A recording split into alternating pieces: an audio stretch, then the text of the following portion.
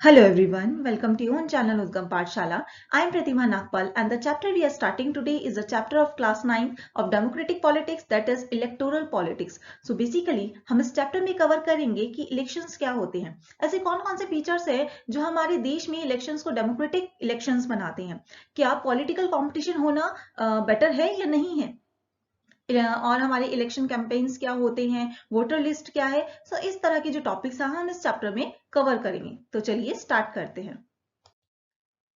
सबसे पहले election. Election क्या होते हैं? इलेक्शन एक ऐसी प्रोसेस है जिसमें जो लोग हैं अपने रिप्रेजेंटेटिव को चुनते हैं, रेगुलर इंटरवल पे चुनते हैं एंड बाय वोटिंग यानी कि वोट के जरिए चुनते हैं।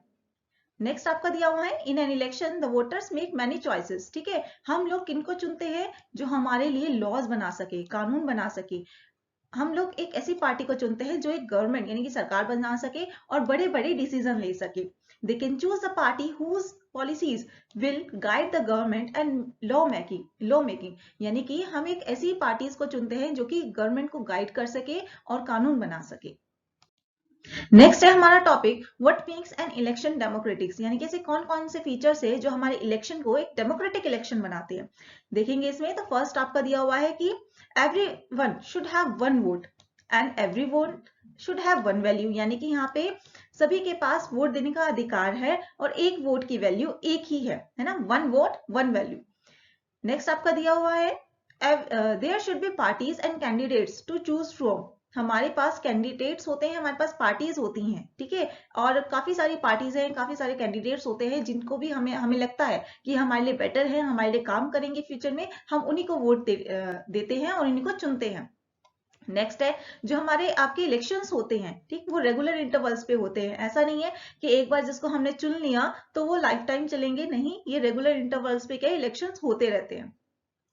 The candidate preferred by the people who people should get elected यानी कि जिनको भी ज्यादा मत मिलते हैं, ज्यादा उनको वोट मिलते हैं, उन्हीं की सरकार बनती है। ठीक, लास्ट हमारा दिया हुआ है, there is free and fair atmosphere for election यानी कि जिस दिन इलेक्शन होता है तो उस टाइम, उस दौरान, ठीक है, वहां पे फ्री और फेयर एटमोस्फेयर होता है, कोई दबाव की स्थिति नहीं होती। तो ये कुछ फीचर्स है जो हमारे इलेक्शन को एक डेमोक्रेटिक इलेक्शन बनाते हैं। नेक्स्ट हमारा है topic, is it good to have political competition. क्या ये सही है कि पॉलिटिकल कंपटीशन होना चाहिए? देखिए, जैसे कि हर एक टॉपिक के दो पहलू हैं, दो इम्पैक्ट होते हैं, पॉजिटिव एंड नेगेटिव। सो इसमें भी वही है। तो सबसे पहले हम इसमें डीमेरिट्स देख रहे हैं कि पॉलिटिकल कंपटीशन क्यों नहीं होना चाहिए। देखेंगे, in the name of the party party politics many unwanted practices are followed यानी कि पार्टी के नाम पर ही कुछ ऐसे काम किए जाते हैं जो नहीं होने चाहिए।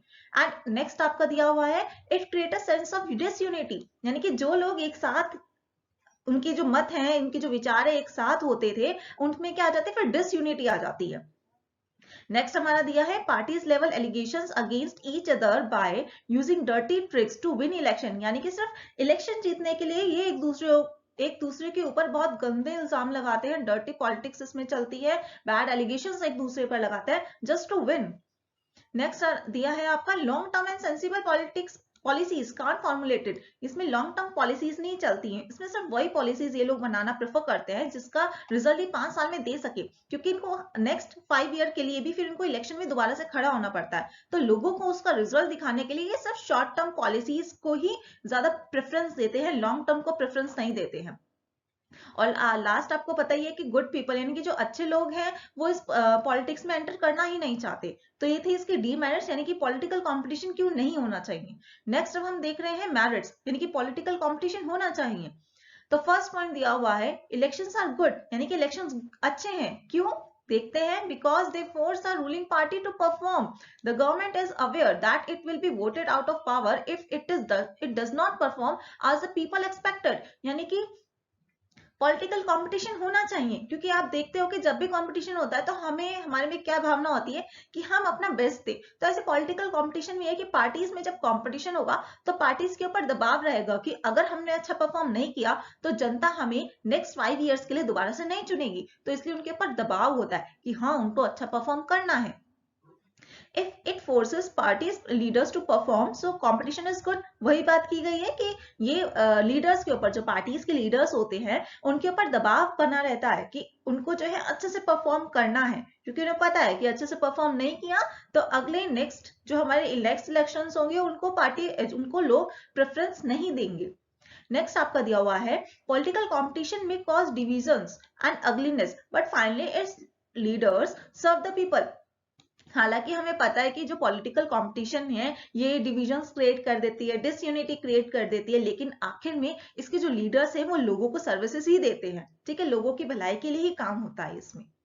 तो इसमें हमने क्या देखा कि पॉलिटिकल, जैसे हर टॉपिक के दो पहलू होते हैं, ऐसे ही आपके पॉलिटिकल कॉम्पिटिशन्स के भी कुछ मेरिट्स हैं और कुछ डीमेरिट्स हैं।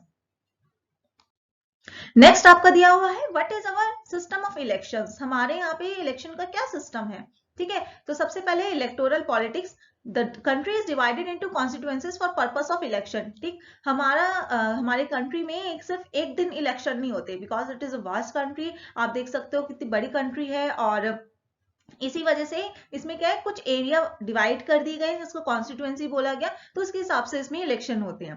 Separate constituencies for centre and state legislator, यानी कि दोनों के अलग अलग कॉन्स्टिट्यूएंसीज हैं आपके स्टेट वाइज भी, स्टेट लेजिस्लेटर वाइज भी और सेंटर वाइज भी।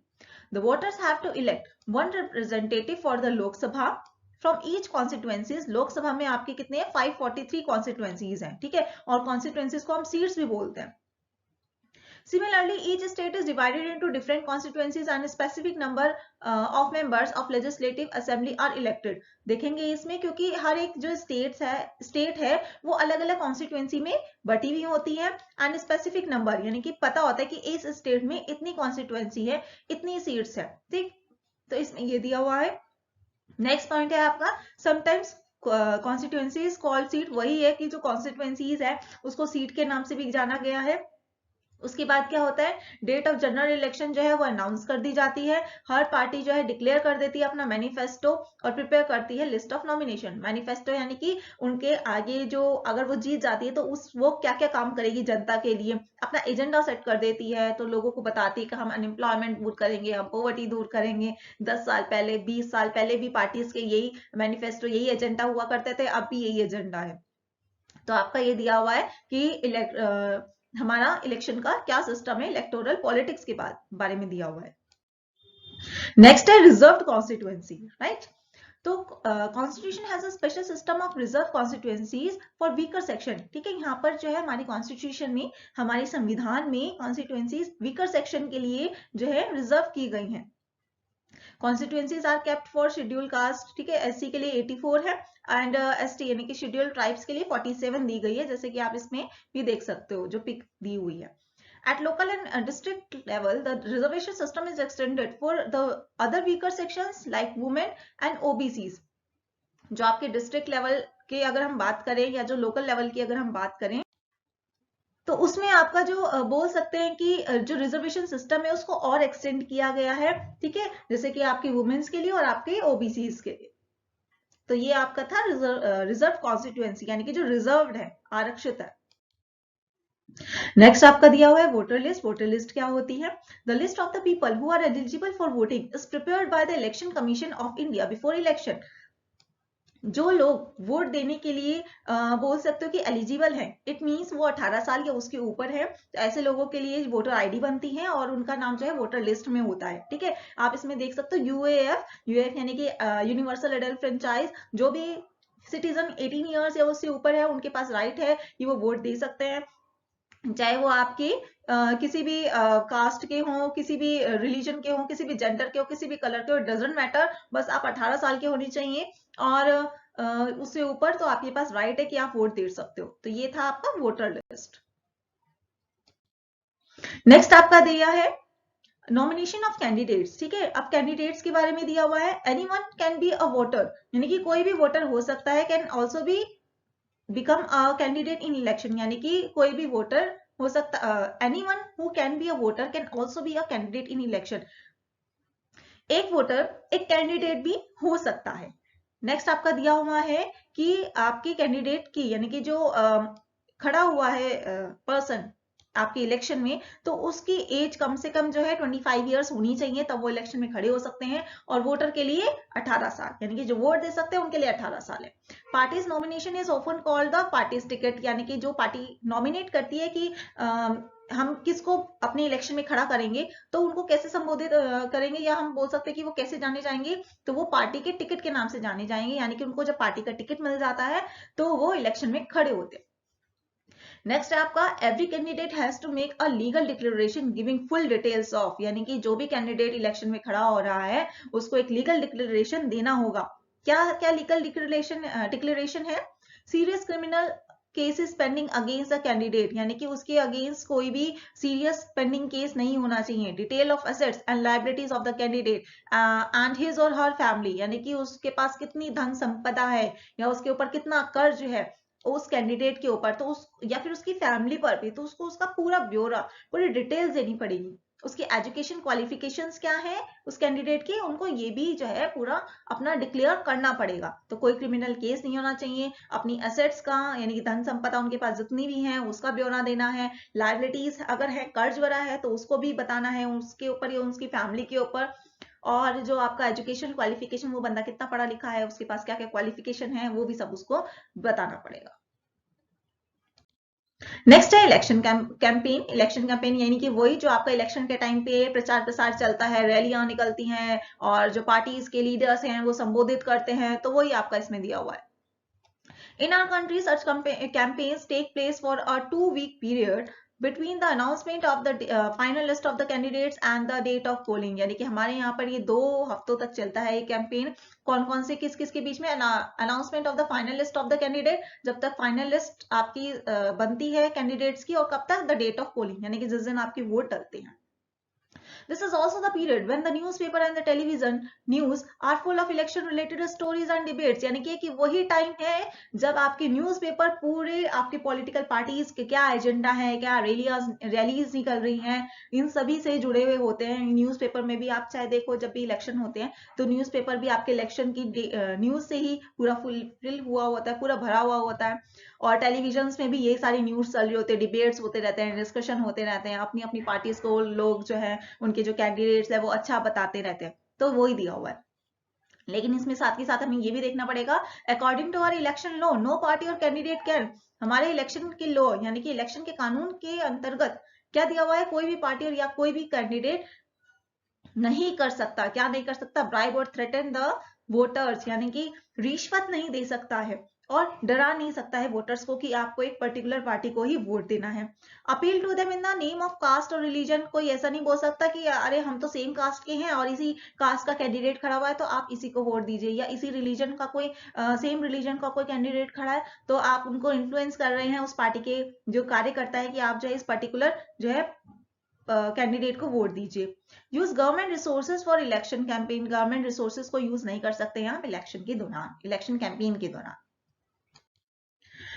नेक्स्ट आपका दिया है polling and counting of votes. अब पोलिंग यानी कि कैसे कैसे जो है वोट देते हैं लोग और उसकी काउंटिंग कैसे होती है। The final stage of an election is the day when the voters cast their vote, यानी कि जो फाइनल स्टेज होती है इलेक्शन की वो क्या होती है? इलेक्शन डे होता है, जब वोटर्स अपना जो वोट है वो देते हैं अपने कैंडिडेट्स को, राइट। नेक्स्ट है once the voter go into the booth, booth यानी कि एक ऐसी जगह जहां पे वोट डाले जाते हैं। द इलेक्शन ऑफिशियल्स आइडेंटिफाई हर और her put a mark on her finger and allow her to cast her vote, यानी कि जब वोटर पोलिंग बूथ पे जाता है तो जो इलेक्शन ऑफिशियल्स होते हैं, क्योंकि वहां पे आपने देखा है कुछ बैठे रहते हैं लोग, ठीक है, वो क्या करते हैं, उनको आइडेंटिटी देखते हैं, उनका जो वोटर आईडी है उसके बाद उनकी फिंगर पे वो एक निशान बना देते हैं कि हाँ इन्होंने वोट दिया। उसके बाद वो जो बंदा है, वो जो वोटर है, फिर वो अपना वोट डालता है। पहले जो है बैलेट पेपर्स का यूज हुआ करता था, लेकिन अब जो है ईवीएम यानी कि इलेक्ट्रॉनिक वोटिंग मशीन जो है अब इसका यूज होता है। Once the polling is over, एक बार जब वोट हो जाते हैं कंप्लीट, वोटिंग कंप्लीट हो जाती है, the EVM and the EVMs taken place to a secure place, ठीक है, जो ईवीएम है आपका एक सिक्योर प्लेस पर मतलब सिक्योर प्लेस पे लगाई जाती है, ठीक है। On fix date EVMs open and voters are counted, एक फिक्स डेट पर जो है ईवीएम खुलती है और फिर उसके बाद वोट्स जो है उनको काउंट किया जाता है। नेक्स्ट है आपका इंडिपेंडेंट इलेक्शन कमीशन। अब ये इंडिपेंडेंट इलेक्शन कमीशन क्यों है, क्या है, देखते हैं इसमें। In India elections are conducted by independent and very powerful election commission which enjoys the same kind of independence that the judiciary enjoys। यानी कि जैसे जुडिशरी सिस्टम है हमारा वो इंडिपेंडेंट है, उसको कोई, उसके ऊपर कोई दबाव नहीं है, उसी तरह हमारा इलेक्शन कमीशन है जो कि उसके ऊपर भी कोई दबाव नहीं है, ये भी इंडिपेंडेंटली वर्क करते हैं। The chief election commissioner CEC is appointed by the president, यानी कि इसको प्रेसिडेंट, इनको प्रेसिडेंट अपॉइंट करते हैं। और एक बार जब CEC it means chief election commissioner एक बार अपॉइंटेड हो जाए तो उसके बाद वो आंसरेबल नहीं होते, यानी उत्तरदायित्व नहीं होता है उनका, उत्तरदायी नहीं होंगे प्रेसिडेंट के लिए भी और गवर्नमेंट के लिए भी, सरकार के लिए भी। नेक्स्ट है हमारा last topic, challenges to free and fair election. क्या क्या चैलेंजेस हम फेस करते हैं फ्री और फेयर इलेक्शन में, यानी कि ऐसे क्या क्या चुनौतियों का सामना करना पड़ता है कि फ्री और फेयर इलेक्शंस हो।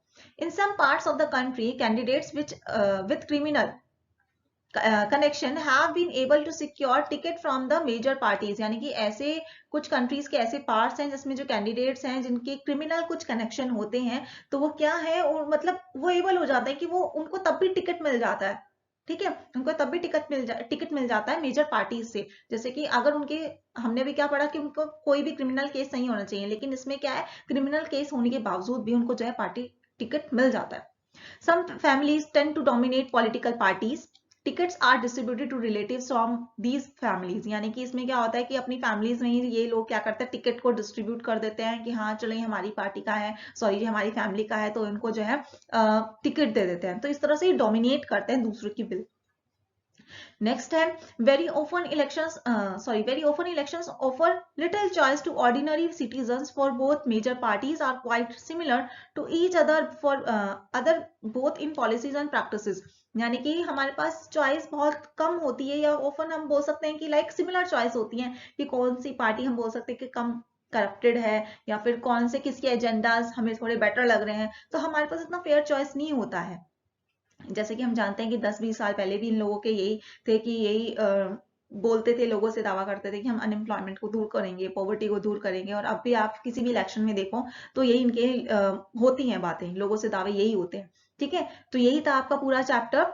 सो अगर आपको ये चैप्टर समझ में आया है और वीडियो अच्छी लगी है, सो प्लीज इस वीडियो को लाइक कीजिएगा, शेयर कीजिएगा, बेल आइकन को दबाना ना भूलिएगा, और so that you will get all the notifications of my latest videos. Thank you so much.